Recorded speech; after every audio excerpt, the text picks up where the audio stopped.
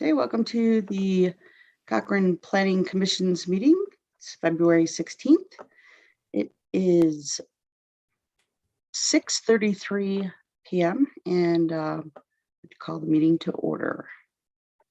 First item on the agenda is the agenda itself. Does anybody have any amendments that they would like to make to the agenda?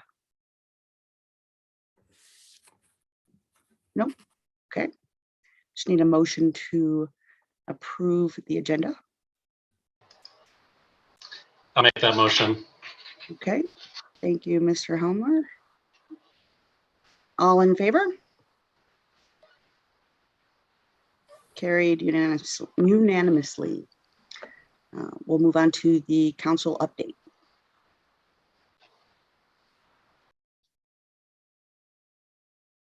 We can tag team, Susan, if you want. You can start, Marnie. I always forget about this piece. Yeah, I kind of forgot about it too. I don't think I was at the last meeting, so I kind of forgot about it as well. But the biggest thing probably that's going on is the land use bylaw. Obviously, this is a significant part of CPC. We've heard as CPC and being a member for the last 5 years, I guess now for myself. It is such a tremendous document, a huge document, and a ton of work has gone into it from our planning department. So kudos to them for being able to put it all together. Council's just kind of looking at the last minute information from our public hearing that occurred on Monday. And so other than that, we are hoping to eventually wrap it up at our next meeting by voting for second and third reading at that point, and hopefully we kind of get going, because we do know that there are applicants that are waiting for this to come into effect, as well as I think it just provides the framework that is needed to go forward when it comes to development, as well as just providing some structure to what is coming up. So that's probably the biggest update that I have. I mean, Susan can add in some other things if she likes on the other ends, and then maybe I'll jump back in. Regarding the land use bylaw, Deb Spence gave a great presentation. I don't know how many people got to tune in and listen to it, but she did awesome. And Judy Stewart sent a lot of information in about environmental concerns.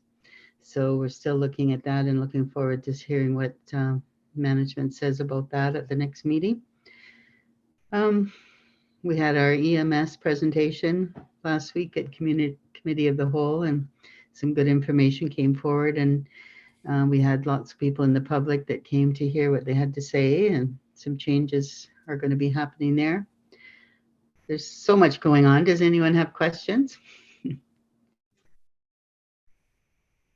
I have a quick question. Okay. In the process, will any revisions or anything like that with the land use bylaw come before CPC again before the final reading, or we're done with that? No, but there is going to be a review period, probably 6 months out. So they are going to bring it back so that we can constantly review, because we do know that when you bring a document to this magnitude forward, and if it is approved, assuming it's approved, then we do know that there's probably going to be tweaks that need to be made as we go.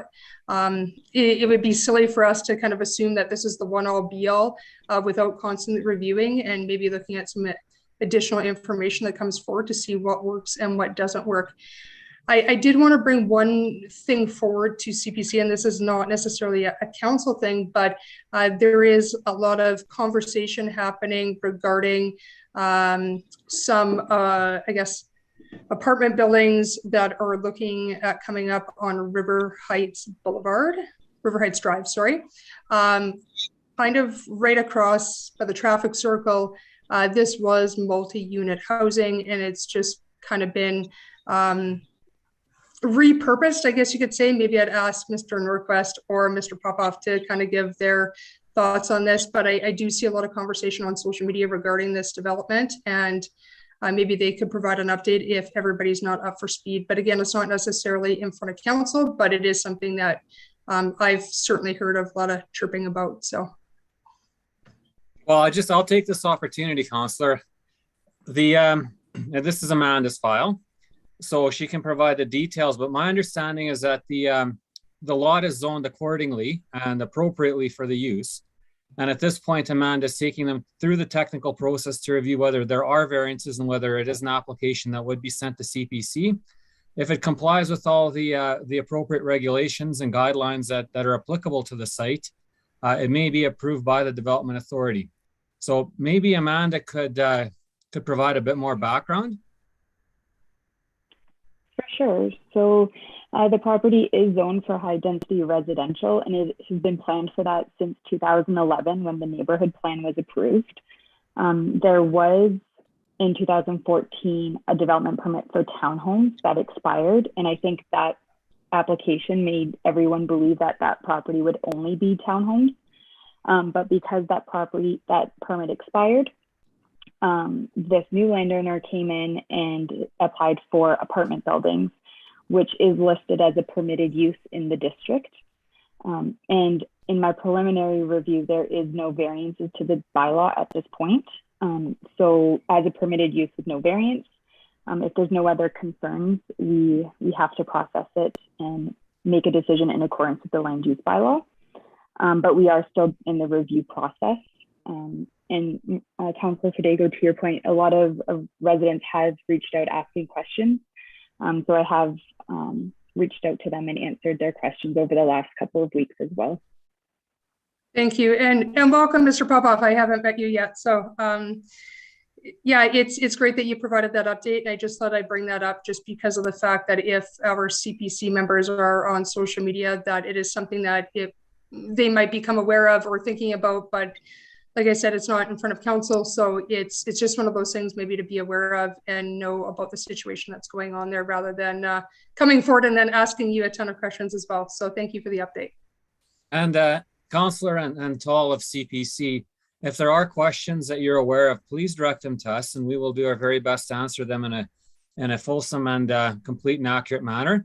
And we're pleased to assist you. So if you're getting calls and concerns and need clarifications, please reach out to us and provide or just provide the resident with our number.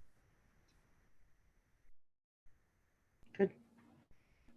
Excellent. Does anybody have any other questions or anything they'd like to add? Okay. I just have a question of curiosity at this point, recognizing it's not before CPC, but how tall are those apartment buildings? Like how many levels are we talking about?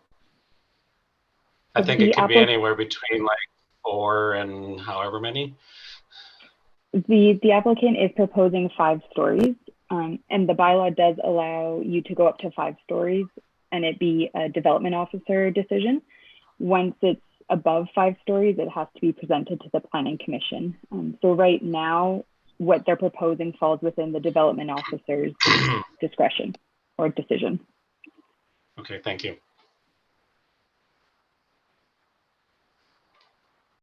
Anybody else have anything?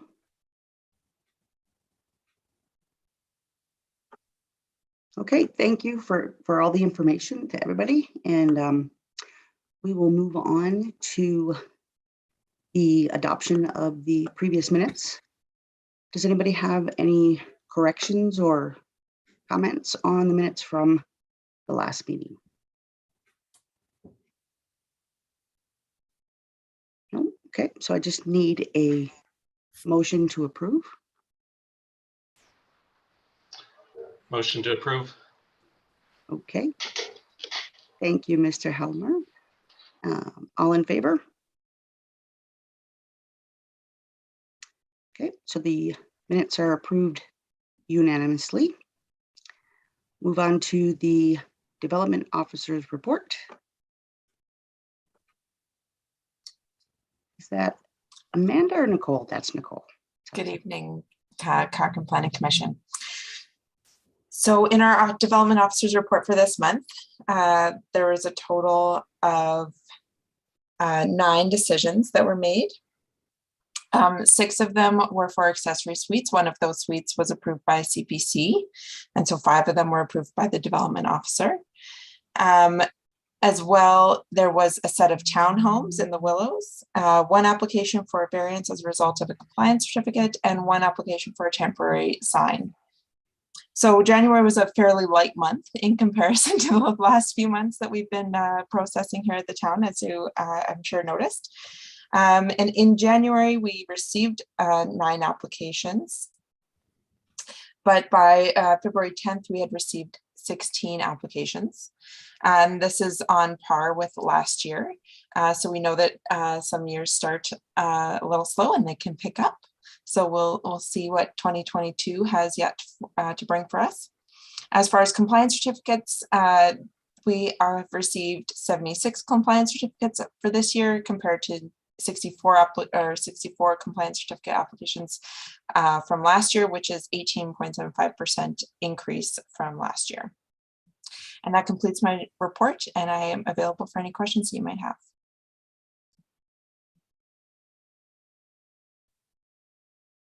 Any questions, comments? Go ahead. I did have actually 2 other pieces of information for you. I know that they were sent out to you directly, but I just wanted to acknowledge the 2 subdivision development appeal board decisions that have been released. They were both overturned, so they were both ultimately approved development permit applications. The development permit for the backlit sign in Sunset Ridge at the gas station, they felt that the increase in lumens was nominal, and so they approved the application. The other one was for the second freestanding sign that was also backlit on 320 Fifth Avenue West. And that one was a little bit more complicated. They did look at it in quite some detail, and they looked at all of the separate variances distinctly. And then they looked at the application as a whole, and then they went forward with the approval based on the appellant's arguments. And so I just wanted to acknowledge those 2 decisions as well, because those were decisions that were made in December. Excellent, thank you. Does anybody have any questions? Okay, just need a motion to approve the development officer's report. Make that motion. Thank you, Motion. Adam. Okay, all in favor?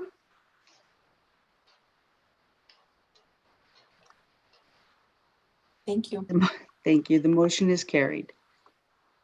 We'll move on to the first development application, CP 2021-113.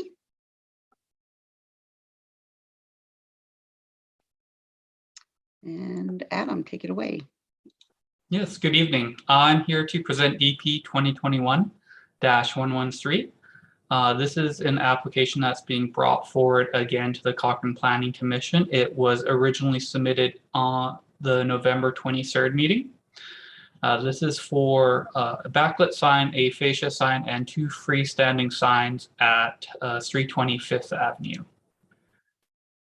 So just a quick rundown, the applicant has made the requested revisions by the Cochrane Planning Commission. So the applicant is now proposing to have 1 backlit sign, which will be facing the parking lot, while the second fascia sign has now been, will now receive traditional illumination sources, and that's the sign that's facing Griffin Road. Additionally, there are still the 2 freestanding signs which in the parking lot that are part of this application. So for reference, I've highlighted 320 Fifth Avenue on the map here. It is located within the commercial shopping district where backlit signs are discretionary use. Freestanding signs are a permitted use, however, variances are required. So for those 2 reasons, this application is being brought to the Cochrane Planning Commission for a decision tonight. So under the planning evaluation, we do review it against the Western Heritage design guidelines, and it speaks for signs in this district to be mounted either on the front or the side of the building, and it recommends to have those classical light sources such as gooseneck lamps. Backlit signs are discouraged but not necessarily prohibited. So this is a site plan in detail, just showing where the signs are going to be located. So again, there'll be one on the south side facing Griffin Road, one on the north side facing the parking lot. This sign is the one that will be backlit. In addition, there are 2 freestanding signs within the parking lot, which are part of the curbside pickup program for PetSmart. So under the land use bylaw, we do have some regulations for backlit signs. The application does meet all the requirements.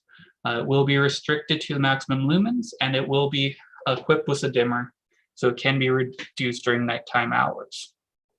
There is low risk of glare due to the elevation of the sign, as well as it being pointed to the parking lot.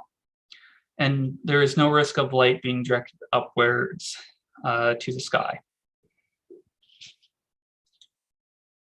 So here's the proposed elevation. So this is the north facing sign. And so the elements highlighted here, so the PetSmart, grooming, adoptions, training will be backlit. They will have multiple LED units within them, which I will show later. As well as on the south side facing Griffin Road, the PetSmart sign will be illuminated by some gooseneck lamps from above. And just for reference, this application is only dealing with the PetSmart sign tonight. The other signs there are just for reference purposes. So as shown here, the cross section of the PetSmart sign on the front. Again, there will be multiple LED units, but they are remotely controlled. So they will be set to a maximum of 6,000 lumens during the day, and will be reduced to 3,000 after 10 o'clock. And just further detail for how it will be mounted.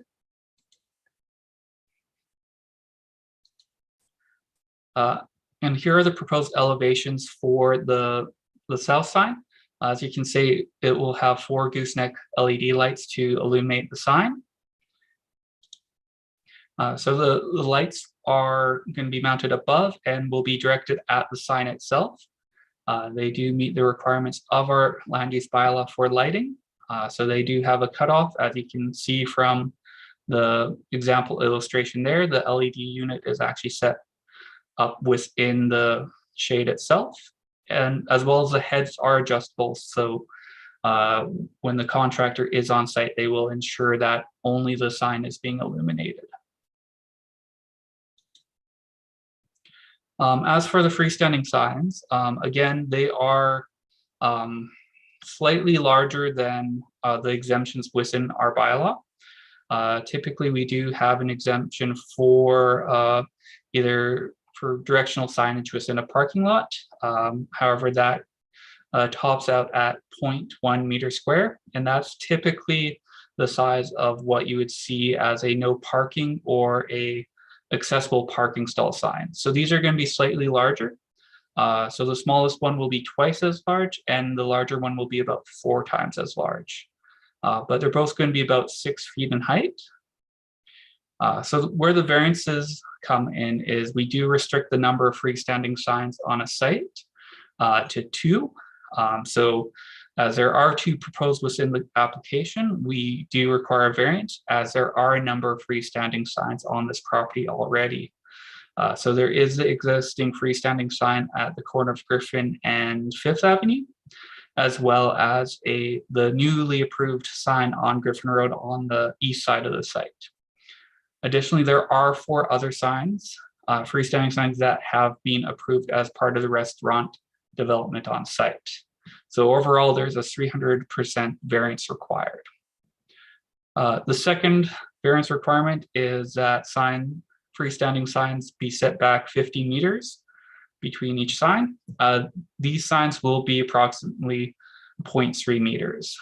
Again, the purpose of these signs is to highlight the parking stall for the curbside pickup program. So the applicant is requesting a variance here. However, the signs do meet the setback requirement from the property lines. They're going to be within the parking lot and not visible from any adjacent roadways. So here's an example of the smaller curbside pickup sign. as well as the larger one, which will have more details about who to call when a client is parked in the parking lot. Again, they will be close together and are working in tandem to highlight the stall and give appropriate instruction. So administration is recommending tonight that the Cochrane Planning Commission approve development permit 2021-113 for one backlit sign, one fascia sign, and two freestanding signs with the variances subject to the conditions listed in the report. That is my presentation tonight, and I'm available for any questions. Thank you, Mr. Nordquist. Looks like Councillor Flowers, you have a question? Yes, thank you for the presentation. So do you think this will be it for the signage, or are they going to need more signs for every business that goes in from here on in? Yes, through the chair, this application is only for the one business. However, there are multiple units within this development, so we can, it is likely we will see other applications coming forward, especially to CPC if they request that they be backlit signs. I anticipate that there will, I know for sure that we do have one application in for the unit to the east, and that would includes 3 fascia signs, including 2 backlit signs. I believe it's 2 backlit signs that are on the north side. The sign proposed for the south side will have traditional lighting. So that application will be coming forward to the Cochrane Planning Commission in the future. So there is a lot of businesses. It's a big area, but if we approve this, we're sort of setting the precedence for all the other businesses that come forward. Is it going to get to be too much if they're bigger and there's more than recommended? Through the chair, because this is a discretionary use, we don't typically look at precedent. Each application is reviewed on its own merits. So if there is a issue with one of the sign applications, it would be within the Cochrane Planning Commission's power to make an appropriate decision. Okay, thank you. I look forward to hearing what others think. It looks like we have a question from Councillor Badeko. Quick question. I noticed in the report that when it talked about backlit signage that they could reduce our lumens by 50% or completely shut off the sign overnight. And my preference would be, if we were looking at approving this, that we ask them to completely eliminate the sign from being backlit at all. And I realize that might be something that we have to put into writing, obviously, as CPC. I have a couple concerns. We do have another pets food store or pet store in that same complex. So to me, I understand that we're not looking at that, but it is something that I think about in comparison for successive businesses. I would just ask that that backlit sign, if it is getting approved, that we look at completely shutting it down in the overnight period. I don't really see any purpose for it being on at all. So I would like to make that a recommendation to the fellow members of CPC and see what everybody else thinks. Does anybody else have any questions, comments, things that they want to add? I Sure. got my hand. So, yeah, I'm having a hard time reconciling the, you know, the planning document saying these backlit signs should be discouraged, and the application that came forward. You know, and when I think about it, that this is like there's 2 more in the wings. If we say that each one of them is 6,000 lumens, you know, you add them up, that's that could be quite a, you know, quite a backlit area. Individually, maybe they're may or may not be a problem, but you know, when you add them up, that they certainly could be. So in which case, the proposal that came forward about turning them off at night is certainly one option to consider. Or the other option is that we just don't allow a backlit sign. One question I do have is it just the letters that are backlit, or is the whole area backlit? I kind of get the impressions it's just the letters and the and maybe the iconic symbols, but is the whole area backlit as well? And I think Through the that's a chair, question. it is only the channel letters that are backlit. So it is going to be the PetSmart as well as the 3 words under the sign. Okay, thank you. So I guess that's my thinking. I don't really have a proposal at this time, but I just wanted to put it out there is that you know, the rest of the application, I'm not you know, I don't have any issue with that. It's just the backlit sign.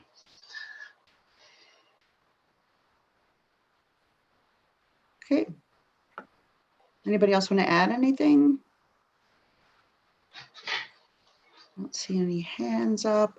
I will add something myself in terms of the backlit sign. And I've said this before.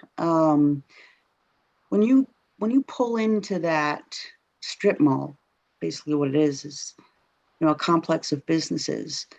You know, the signs that are along that building, they don't face anybody's homes. I think that as a business owner or a large chain, you know, they have some standards that they're probably trying to they're trying to weigh against, or you know, find some happy medium with our design ideas and with what they may be coached to put in their plans when they open a new franchise, right?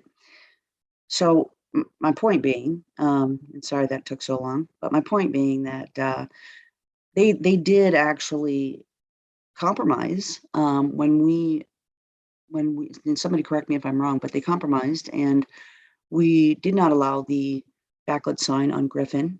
So, you know, instead of appealing that to another level, they came back and compromised. So I feel like they are willing to work with us. But I do think that if we want to continue to attract businesses and things, we have to be able to work with them too. And I don't see any reason why in a shopping center area like that backlit signs would be that much of an issue. So that's just my thought on it. Yeah, I think Councillor Fideko has one more quick question. Yeah, thank you, Ms. Moore, for kind of raising that fact. And Mr. Norquist, can you just remind me, because it gets all fuzzy when we look at a bunch of these applications, but she is right that they've made some adjustments. Do we know kind of where everybody else's signs are going to be situated, or if there's any others that are backlit? I stick to my comment that I like to see them just shut it off at night. I don't feel there's any purpose of it being on at night, but I'm not against the actual approval as it stands, just that I wish that they would shut them off at night because there's no purpose. But Mr. Norquist, can you update us on where everybody else's signage is going, and if anybody else's approval for backlit or not right at this moment? Within that complex, of course. Yes, for sure. So first to this application, when it did originally come in, it was both fascia signs were to be backlit. At the November meeting, the Cochrane Planning Commission gave direction to administration to return to the applicant and ask that the south-facing sign, the one facing Griffin, be illuminated by a traditional source. So the applicant has removed the backlit LED lights and has gone with a more traditional gooseneck light to illuminate it from the top. Currently within this complex, there are the 2 freestanding signs which are backlit, as well as 2 of the signs with near the restaurant will be digital signs. Those are 2 digital menu boards, so they're going to be facing to the inside of the site and are really only visible from the drive-through. Otherwise, there are no other approvals for the site. Based on how the application and the process for the redevelopment of this building went, there was no signage that was approved with it. So tenants will be coming in one by one with their individual signage and their individual needs. Yeah, thank you for that. I mean, again, I kind of stick to my point that I'd like to see them just cut it at night. Other than that, I have no problem in the approval. I think they are working with CPC and some of our concerns that we had. And so rather than sending anybody back to the drawing board at this point to revise yet again, I think that that would be my only comment if CPC was in agreement, all the members or a majority, to just cut it at night. I don't see the purpose anyways. Nobody's going to be looking for it in the, after 11 o'clock at night anyways. So just to shut it off. And I think that at least set some precedents as we go forward for other businesses that will be coming forward to also have backlit signage within the same area.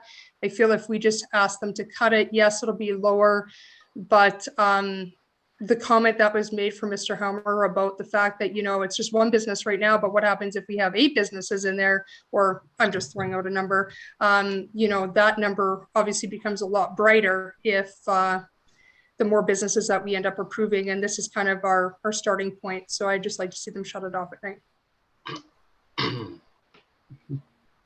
Councillor Flowers.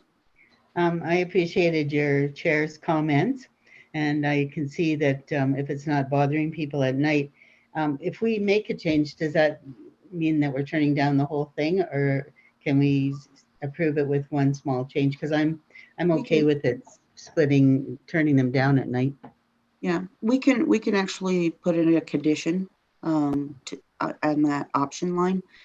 I would like to add in though, and maybe Mr. Nordquist can answer this. In terms of lighting it at night when there's no businesses open, is there other lighting there in the complex for security reasons? Yes, through the chair, there are a couple pylon lights to illuminate the parking lot. Okay. So yeah, Councillor Fideko, I agree that, I think this is a good way to compromise. And, they were showing their ability to compromise with us when we asked them to do this. So, yep. Do you want to put a motion forward with that said, or does anybody else have anything? I have a question or a comment. Go ahead. I'm looking at the businesses at the quarry. The front of the businesses there are lit with gooseneck lighting.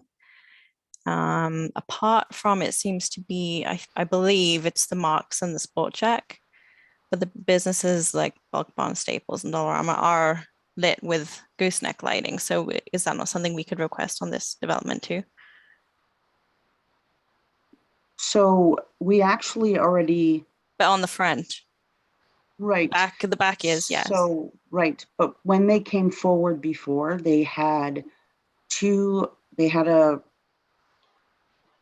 an application for 2 backlit signs, one on the front, one on the back. We turned it down and gave the reasoning that we would like to see them revise it so the one facing the street has the gooseneck lighting. So from my perspective, I think that if we go back to them now and say no, then, we're really kind of giving them, leading them along a way doesn't seem right.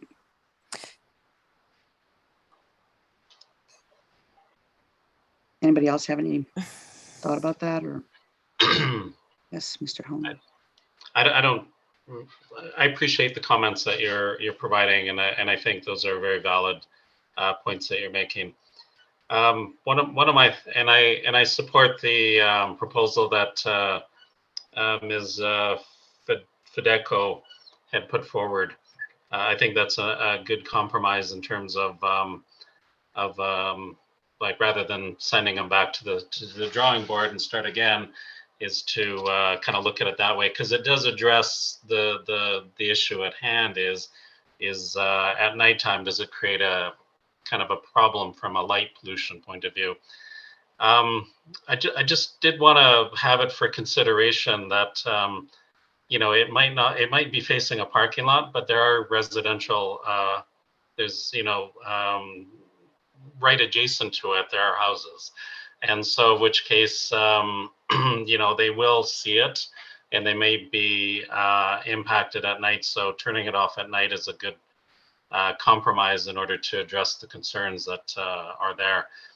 6,000 lumens will travel, and when you add that to the other ones, it will travel and could create a problem in the future. So I think the proposal on the table is I can support that.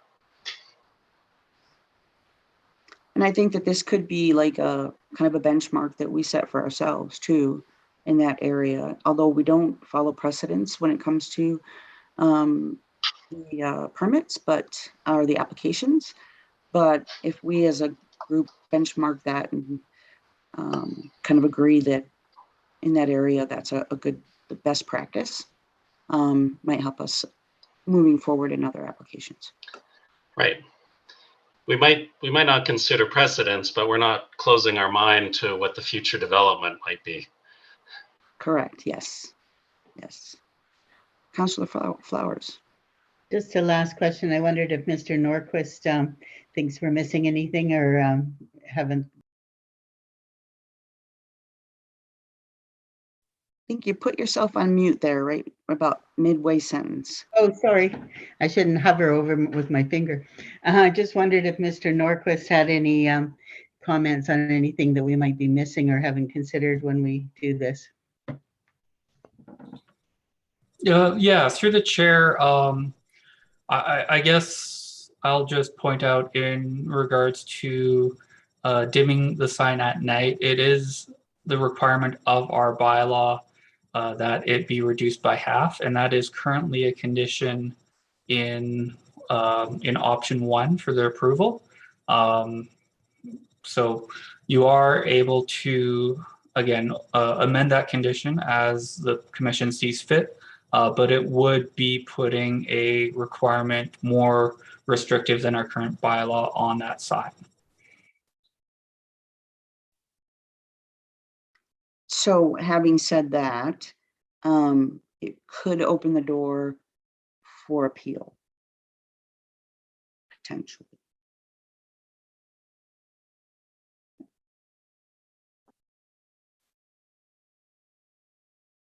Is 6,000 and 3,000 the only option?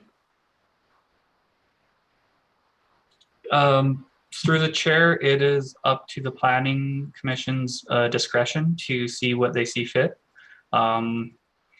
Again, it is a discretionary use, so you can weigh the location of the sign, where it's facing, their nearby residences to make your decision.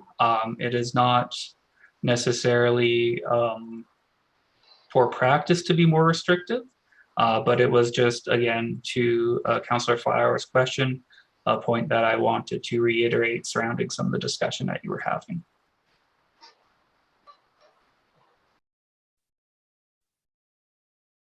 Sure, Councillor Fideko. I totally understand what Mr. Norquist is getting at. I mean, I think we would be in a more difficult situation if we just denied it at all. So I feel that this is a good compromise. This is, and I totally understand where our bylaw stands and what is currently being allowed or not allowed, but you are going to see not just this sign, but you're going to see multiple businesses within that same area in a very small amount of space, all asking the same thing of us. And if we start this process right now by saying, hey, we have no issues, it's good, you're fitting our bylaw, I just worry about, it's not one sign, it's 2 signs, and it's 4 signs, and it's 5 signs. And certainly they're all dimmed at night, but nobody is shopping for pet food in the evening. And so I don't want to turn this down. I feel that they've worked well with the commission, and I would like that to be known, obviously to the group, but I don't feel that there is any benefit of us keeping it open, and I'd like to see us at least set some sort of precedence. And I do agree with Ms. Moore that, or Mr. Helmer, whoever brought it up, that this is the start, right? So I would like to kind of stick with that. They could appeal, And they may very well, and we may all be out anyways, but I think it's at least standing our ground to say, you know what, it's not just you, it's because we're going to have multiple applications come forward, and that's just the reality of it. Okay, does anybody else have any comments or questions? Adam? I guess a question for Mr. Nordquist. If we denied it and they appeal it, can they go back to their original application to have backlit signs on the front and the back? So through the chair with, sorry, one moment, I need to give it a quick thought. All right, sorry, just ruminating on how SDAB works. So if the Planning Commission were to refuse this application and they were to appeal, a SDAB hearing would be held. How a SDAB hearing works is consider a new hearing. So they would go back to the original application and review it as though it was being the first time looked at. They will take in consideration arguments from administration and from the appellant. However, it would be going back to their original application, which included two backlit fascia signs. Good to Okay, know. Thank you very much. And then Mr. Popoff has a question or a comment? Yes, Chair of the CPC and members of CPC. What I wanted to point out is that this is a very important role for the CPC, and that is to find balances and to find the right balance based on the context of the application. So at the staff level, we review these, we have regulations, and then we bring them to the CPC to get your input. It's not a compromise, in my opinion. It's finding the right solution for the context. Every business has a right to have a sign, and it's favorable for their business to have a sign. We want to balance that with the implications it'll have on the community, how much light pollution it creates, and you are the community context. You're the community experts that can provide that input. So, as you look for a solution here, understand it's about balances and finding the right fit for the context. And I really appreciate the discussion you're having, and that this is your role, and it's a very valuable one.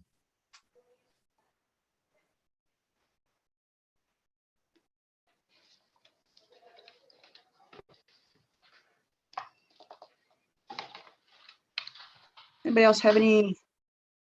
Mr. Helmer has a question. Yeah, or maybe a comment. So the four things that I consider on this when I'm taking a position is like, you know, for this area, backlit signs are discouraged. So I think that's a factor. It's not an overriding factor, but it is a factor that we should be considering in terms of, you know, should it or how should it go forward.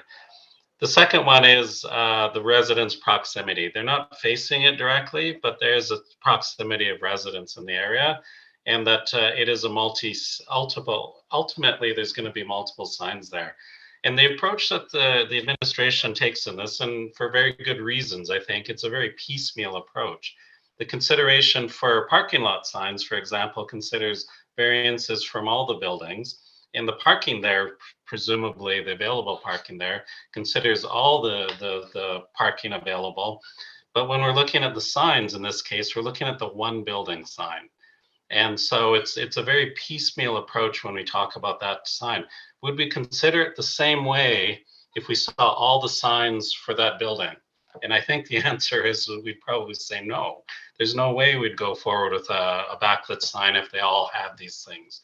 But, you know, what's going forward is a very piecemeal approach. And so the compromise or acceptable approach or the reasonable approach, I think all those factors are things that need to be considered in the approach that we're going forward. So anyways, I put it down for consideration for the decision when the decision goes forward, as those are the factors that, you know, go into the decision.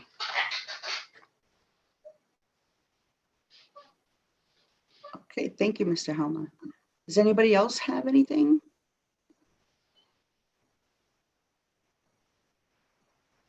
Okay, I don't see any hands or comments in the chat. Councillor Federico, would you like to put forward a motion? I can. So what I would basically do is approve option 1.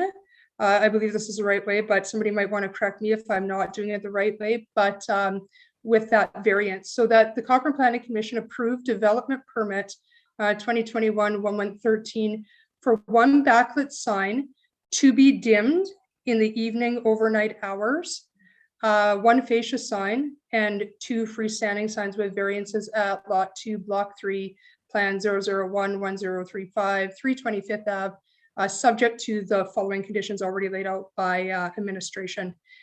I think that's a way to do it. If it's not, somebody can let me know if it needs to be option 2 with that, but I think that is where I'm kind of standing. I don't want to not approve this project, but I do just want that added in to have them shut it off overnight. Right. So just as for some clarity, I think that when you spoke with the options, you said to dim at night, but you want them to completely shut it off. Sorry, yes, to shut it off during, I guess where you'd regularly dim the lights, just to have it shut off completely. But I'm not sure, Mr. Norquist, is that an option 2 that I would need to bring forward, or can we remain in option 1? So my recommendation would be for your motion, just that you're moving option 1, however you want to amend condition 7 of the approval, which should now read, the backlit sign shall be turned off between the hours of 22 and 6. So from 10 p.m. to 6 a.m. Right now, that condition currently reads backlit lumens shall be reduced in half to a maximum of 3,000 lumens. Perfect, you nailed it. Thank you.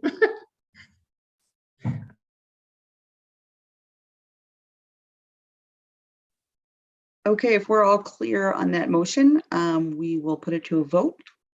All in favor? Opposed? Okay, the motion is carried. And thank you, everybody, for all of your input. It was a great conversation. We will move on to our next development application.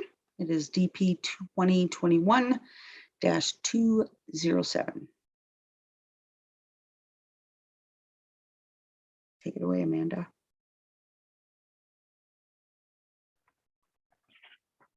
Hi, good evening, members of the Cochrane Planning Commission. This evening, I'm here to present DP 2021-207 for a decision as the application requires a variance over 10%. The application is for an eating establishment at Unit 2105 and 2106, 100 Horse Creek Road, within the Heritage Hills commercial site.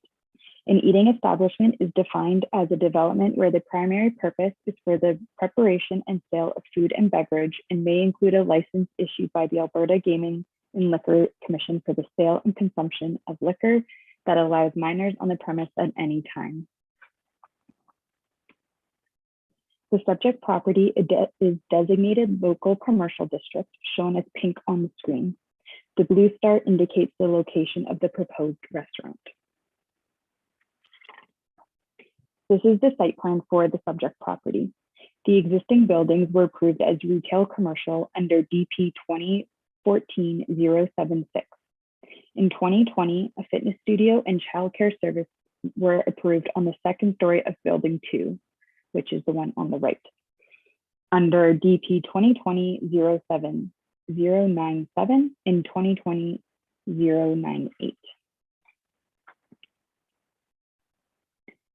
The development before you this evening is proposed on the main floor of building 2.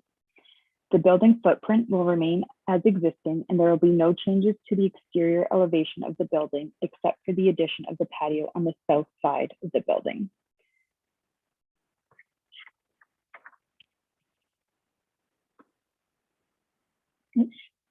sorry, went too far. This is the proposed floor plan for the business. They are proposing 54 indoor dining seats and 28 seats on the patio for a total of 82 seats within the restaurant. The application was reviewed against applicable statutory and non-statutory planning documents.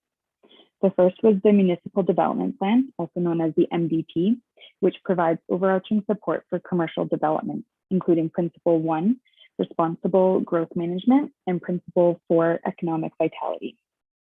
Goal 1 within Responsible Growth Management is that we use our limited land base and existing infrastructure systems efficiently. Goal 1 within Economic Development is that Cochrane be a community that offers a range of employment and economic opportunities. The proposed development also aligns with Pathway 6 within Cochrane's Sustainability Plan, where the target is to increase the number of businesses in all sectors by 50% by 2029. If approved, this application would allow a new business within the Heritage Hills community. The Heritage Hills Area Structure Plan is a high-level document that outlines the goals and policies of the Heritage Hills community. The proposed development aligns with Objective 1 under Section 5.5.1, which states that the commercial area should provide for local needs of the Heritage Hills community while creating an area that does not compete with the downtown. The proposed application is to change the use of 2 existing units from retail to eating establishment, both of which are permitted uses within the local commercial district. There is 1 regulation within the land use bylaw for an eating establishment, which is the parking requirement. The land use bylaw states that an eating establishment must provide a minimum of 1.25 stalls per 4 seats, including indoor and outdoor dining. The proposed development has 82 seats, 54 indoors and 28 outdoor. Therefore, 26 stalls are required on site. However, it should be noted that while the patio is not in operation, which is about 7 months of the year, only 17 stalls are required on site. The subject property has 91 existing stalls. Based on previous development permits, 73 of those stalls are accounted for, leaving 18 that can be used for the proposed eating establishment. As a result, a 30.8% variance is required to reduce the number of parking stalls for the eating establishment from 26 to 18 parking stalls. These are 2 site photos for the proposed dwelling or proposed change of use. Administration has reviewed the application and determined it is in alignment with town planning policies and meets the regulations in the land use bylaw except for the parking requirement. Administration believes that the proposed application will not unduly interfere with the amenities of the neighborhood, nor interfere with or affect the use, enjoyment, or value of the neighboring properties, as the patio will only be in operation half of the year. And when the patio is not in operation, 17 stalls are required on site and 18 are provided. As well, not every business will be open during the restaurant's busy season or busy times, such as the weekends or in the evening.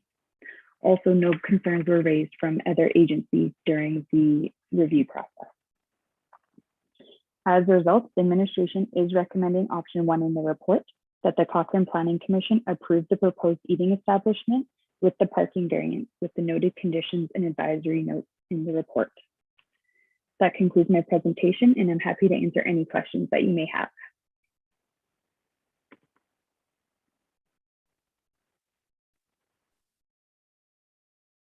Okay, Councillor Federico, you want to start us off here? I am going to go ahead and approve option 1 that the Cochrane Planning Commission approved development permit 2021-207 for a change of use, eating establishment lot 59, block 7, plan 071-0874, 2105 and 2106, 100 Horse Creek Road, subject to the following conditions and administration set forward. I have absolutely 0 problem with this. I think it's going to be a great addition to the Heritage Hills community. That commercial district has struggled and struggled and struggled, and I would be really sad to see us deny it over a few parking stalls.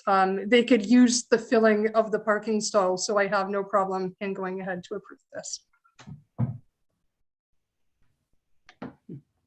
Councillor Flowers? Just a couple questions. So it looks like the parking spots where the outdoor patio is, are they still going to be there for small cars? Or are they gone altogether while the patio is there? Through the chair, the patio will not impact the parking on site. The patio is proposed on the existing walkway next to the building, and it will not impact parking stalls on site. Okay, thank you. And when you say that other agencies didn't have a problem, does that mean the neighbors were consulted in that complex? Through the chair, the agencies refer to other town departments and external agencies such as TELUS and Alberta Transportation. With regards to the public, the notification sign was posted on site, and that was there to notify the residents of it, but letters don't get sent out until a decision is made. So I'm in favor of it. I think that it's also very walkable in that area, and lots of the community will ride bikes or walk there, hopefully. Thank you.